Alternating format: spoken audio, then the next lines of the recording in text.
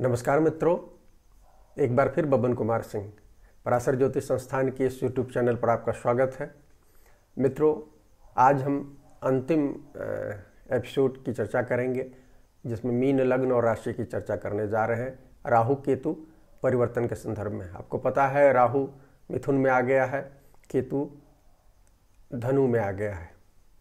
राहु पुनर्वसु नक्षत्र के तीसरे चरण से गोचर कर रहा है और केतु जो है उत्तराषाढ़ा नक्षत्र के पहले चरण से गोचर कर रहा है। ये दोनों वर्गोत्तम हैं, हालांकि ये दोनों कार्मिक ग्रह हैं, इसलिए इनके प्रेडिक्शन करने इतने आसान नहीं है।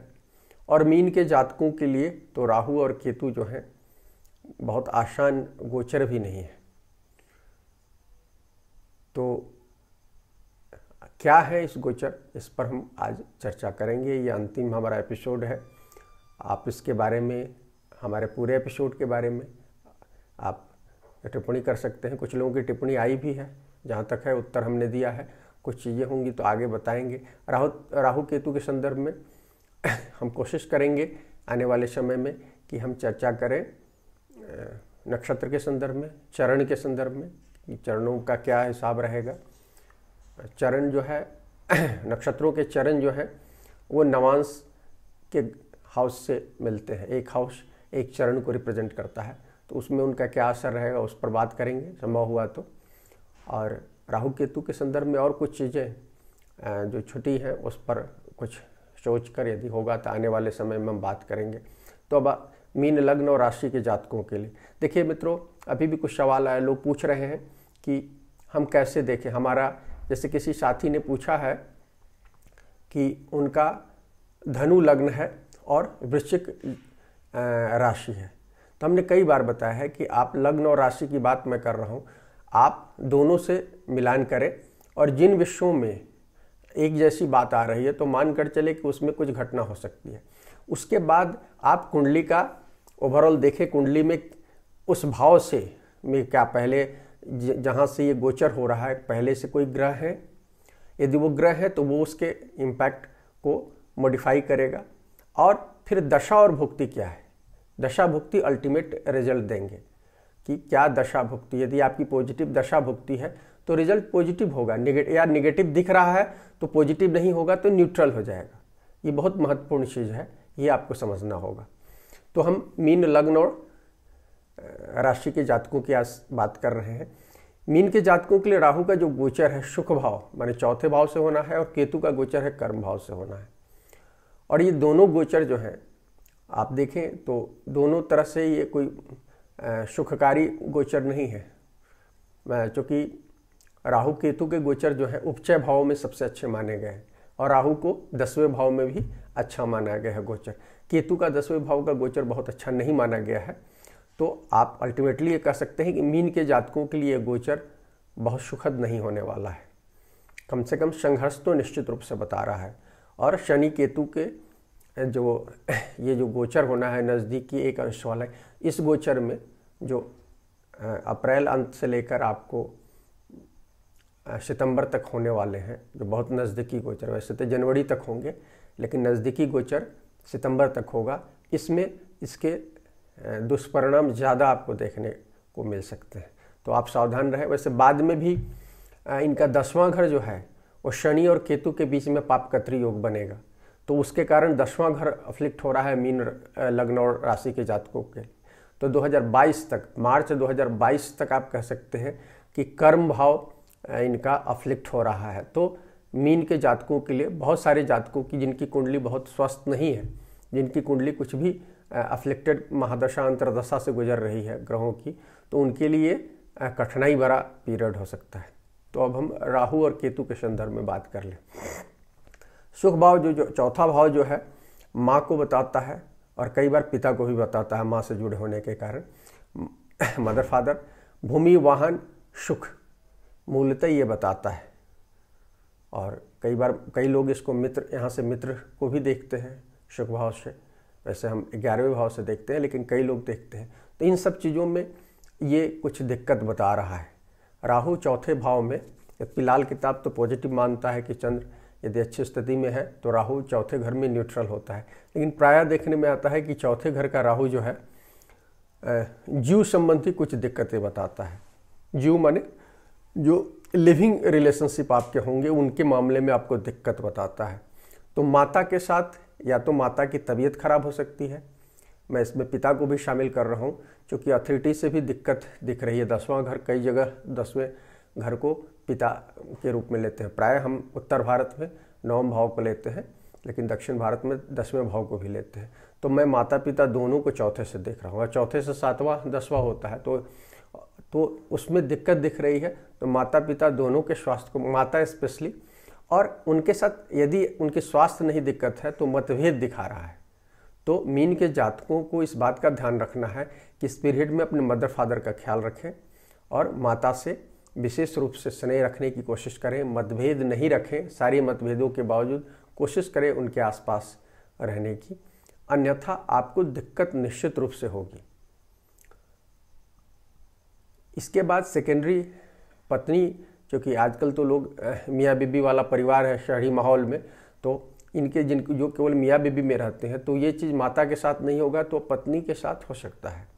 कुछ आपके मतभेद इस पीरियड में हो, या किसी मामले में यदि चौथा ये 7वां घर भी अफ्लिक्ट हो तो, या शुक्र अफ्लिक्टेड हो, तो आपको दिक्कत हो सकती है। पत्नी या जो मैंने के साथी के स्वास्थ्य की दिक्कत हो सकती है, खासकर पत्नी के स्वास्थ्य की, तो आप ध्यान रखें इन लोगों के मामले में।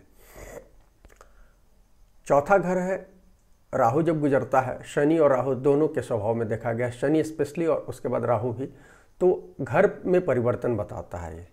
तो कुछ लोगों को तबादला हो सकता है, कुछ लोग घर बदल सकते हैं, नया घर खरीद सकते हैं, या घर में रिनोवेशन करा सकते हैं, ये हो सकता है। कई बार लोग कुछ नहीं होते हैं, बदलाव होता है तो रिनोवेशन करते हैं, ये तय है। ये इतनी चीज़ें, इसमें से कुछ ना कुछ चीज़ें होती हैं, कुछ ना कुछ बदलाव होता है। और या कुछ लोगों को उच्च शिक्षा या नौकरी तबादले हो जाए तो इस संदर्भ में तो कुछ ना कुछ बदलाव आप देखेंगे इस समय। और ये निकलना जो होगा उसके कारण कष्ट दिख रहा है, मैंने कंफर्ट लेवल आपका, सुख की कमी मूलतः है राहु के कारण। तो ये कमी या तो आपको बाहर कुछ निकालें, या मैंने कुछ भी न कुछ दिक्कत होगी आपको चौथे मामले में। कुछ लोग इस पीरियड में घूमने फिरने के लिए बाहर निकल सकते हैं, खासकर मीन जो है अंतिम राशि है, समुद्र को दर्शाती है, तो समुद्री किनारे पर घूमने फिरने जा सकते हैं, या ओवरसीज जा सकते हैं, समुद्र पार जिसको कहते हैं, इस तरह से लोग जा सकते हैं घूमने फिरने। एक खास बात सावधानी और हम कहेंगे आपको कि जो लोग हृदय रोग के मरीज हैं, पहले से उनको है, उनको ये पीरियड में कुछ राहु दे सकता है। चौथे घर में राहु केंद्र में आकर ये दिक्कत देखता है, हृदय संबंधी देता है। और तीसरे भाव से काल पुरुष कुंडली में है तो सांस संबंधी, अभी सभी लग्न और राशि के लिए लोगों के लिए सांस संबंधी दिक्कतें तो हो सकती है। और खासकर ये मीन राशि वाले जो लोग 50 के आसपास आ गए हैं और जिस तरह के हम वातावरण, शहरी वातावरण में जी रहे हैं, तो हमें अपने हृदय की जरूर जांच करानी चाहिए। यदि हमारा हाई स्ट्रेस लेवल है तो निश्चित रूप से, इसलिए अगले 1-1.5 साल तक हमको सावधान रहना चाहिए।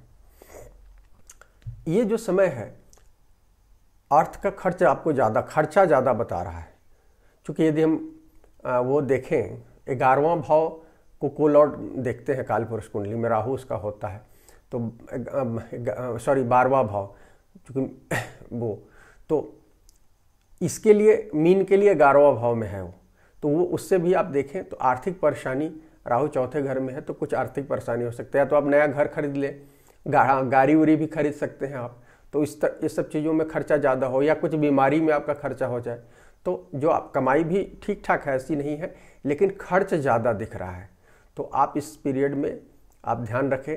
और बाद में भी हमने कहा कि जब शनि और केतु के, जब केतु बदल जाएगा, यहाँ से निकलकर धनु से निकलकर स्कॉर्पियो में जाएगा, वृश्चिक में जाएगा, और शनि चला जाएगा उसमें मकर में रहेगा, तो इनकी जो वो है राशि वो फंस जाएगी, पाप कर्तृ योग होगा, तो उसके कारण भी कुछ दिक्कत देख रहा है। तो आय वाले मामले को मैंने आप थोड़ा सा निवेश पर ध्यान दें, खर्च पर ध्यान दें, ताकि पैसे की कमी आपको नहीं हो।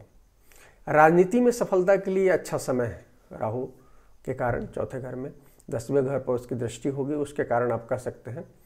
और हमने पहले कहा सोशल मीडिया के लिए भी अच्छा समय है। सोशल मीडिया में जो लोग काम करना चाहते हैं उनके लिए अच्छा है।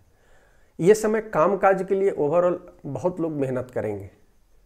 केतु मेहनत तो कराएगा, भले बॉस के साथ जो भी टसल हो या सारी चीज़ें दिक्कत दिख रही है अथॉरिटी के साथ वो होगा, लेकिन उसके कारण कई लोगों को नौकरी भी छोड़नी पड़ेगी, लेकिन काम आप बहुत करेंगे। आपका निकलना बहुत होगा, कार्यस्थल दफ्तर ऑफिस में व्यस्तताएं आपकी रहेंगी। रिजल्ट आपको भले कम मिले, रिजल्ट बाद के समय में मिले, ये रहेगा। और हमने कहा कि कुछ इस समय आप कुछ लोग अपना नया व्यवसाय कर सकते हैं। जो लोग क्रिएटिव हैं वो लोग सोशल मीडिया पर कुछ कर सकते हैं, या कोई भी किसी क्षेत्र में क्रिएटिव एक्सपोजर का समय उनके लिए होगा, तो वो कब काम करेंगे। तो आने वाले समय में जब गोचर इनके लिए अनुकूल होगा या दशाएं या अंतर्दशाएं इनकी सहायक होंगी तो अभी भी, और नहीं तो बाद में निश्चित रूप से इसका रिजल्ट अच्छे दिख रहे हैं। और खासकर शनि केतु का जो सितंबर तक का वो दिक्कत सभी के लिए दिख रहा है, उसके बाद आप मान कर चलें कि अच्छा होगा, रह सकता है। तो आप इस बात का ध्यान रखें।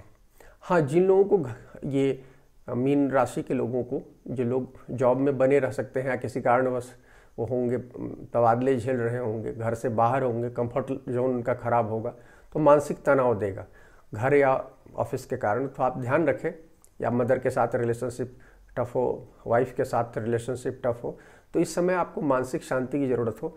तो हम कहेंगे कि एक तो खान पान भी ध्यान रखें, और योगा और प्राणायाम रेगुलर करें आप। इससे आप अपने को, आप ओम का चैंट कर सकते हैं या ओम भगवते वासुदेव का चैंट कर सकते हैं। और जिन लोगों को केतु का ज़्यादा नेगेटिव इफेक्ट आ रहा है वो घर पर 11 फुट का कम से कम बांस या किसी लकड़ी में जो फ्लैग लगाए, केसरिया रंग का फ्लैग लगाए। हनुमान जी का फ्लैग होता है बहुत सारी जगहों, बिहार और उत्तर प्रदेश में रामनवमी के दिन फ्लैग लगाया जाता है, अपने ध्वजा गाड़ा जाता है, ध्वजा बोलते हैं। तो यदि आप ध्वजा गाड़ेंगे तो केतु माने 10वें घर में सबसे ज़्यादा पराक्रम होता है। तो यदि आप अपने घर के ऊपर यदि 11 फीट का आप लगाएंगे, और तो निश्चित रूप से यदि आपका अपना व्यापार हो तो आप अपने ऑफिस में लगा कर रखें, तो आपकी ध्वजा माने फहराती रहेगी। तो मीन के जातक ज़रूर, बहुत सारे लोग, सभी लग्न और राशि के लोग लगा सकते हैं। मैंने कहा ना कि बिहार में हमने देखा है कि लोग वहाँ लगा कर रखते हैं, रामनवमी के दिन लोग लगाते हैं हनुमान जी की हो।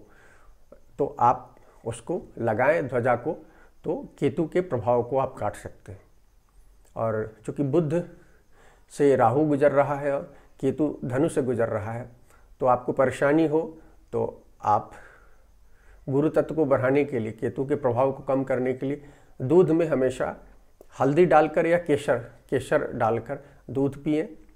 ज़्यादा दिक्कत हो, महिलाएं स्पेशली चाहें तो हल्दी का उपटन लगा सकती हैं, या आप स्नान करने में, या हम ऐसे भी कहेंगे जिन महिलाओं की शादी वगैरह में दिक्कत आ रही है, खासकर जिनका गुरु रेट्रो है, वक्री है, वो लोग भी इसको इस्तेमाल कर सकते हैं। और अभी केतु गुरु की राशि से गुजर रहा है, और जिन लोगों को ये तकलीफ ज़्यादा हो, खासकर शनि केतु में भी, तो गुरु तत्व मजबूत करने के लिए वो गुरु की चीज़ों का इस्तेमाल बढ़ा दें, जिसमें चना वगैरह खाना है, चने के सत्तू वगैरह। और मैंने कहा हल्दी का इस्तेमाल करें, दूध में रेगुलर डालकर पिए, या तो केसर या हल्दी स्नान, हल्दी के जल से स्नान करें। हल्दी का प्रयोग ज़्यादा करेंगे तो निश्चित रूप से केतु के प्रभाव से बचेंगे। और दूसरा हमने कहा कि ध्वजा आप अपने छत पर 11 फुट का ऊंचा, जो ऊंचा लगे वो आप गाड़ें, तो इससे आपको फ़ायदा होगा। तो मित्रों, राहु केतु के जो बदलाव हैं उस पर आज हमने मीन और लग्न और राशि के जातकों के लिए बताया। ये वीडियो आपको पसंद आए तो लाइक करें, शेयर करें और हमारे चैनल को सब्सक्राइब करें। शुक्रिया मित्रों।